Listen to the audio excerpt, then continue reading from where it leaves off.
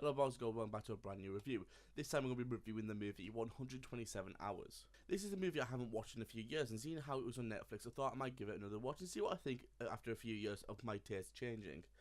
Anyway, it's time for a review. We follow a guy called Aaron Ralston as he starts his trip exploring a remote canyon in Utah.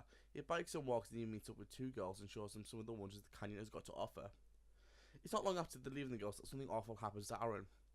While walking through a gap in the ground, a rock he is standing on falls and traps his arm. As his arm is trapped against the wall and the rock, there is no way for the rock to be moved, and Aaron is trapped until someone comes and helps. We get to see how Aaron copes with the next 127 hours with his limited food and water supplies.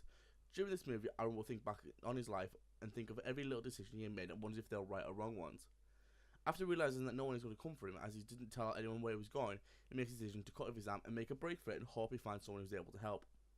When I first heard about this movie and what it was going to be about, I couldn't think of anything that sounded more boring, and I didn't know why it was getting created into a movie, as it was just going to be one guy standing there for ages. The movie is basically going to be just that one guy just standing next to a rock about his arms thinking about things, and I didn't see how that was going to be entertaining.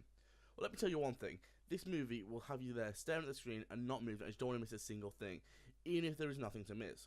Of course, the first 30 minutes of the movie is him getting to become stuck, and there are very entertaining shots with some great shots and good music to go along with it. It is the boring part, like air quotations over the word boring, that made this movie so good for me.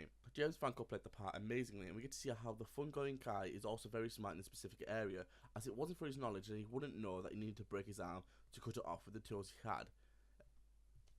As he starts to hallucinate due to lack of food, water and boredom, we get to see more people from his family such as mum, dad and sister, and all the things he wishes he did differently.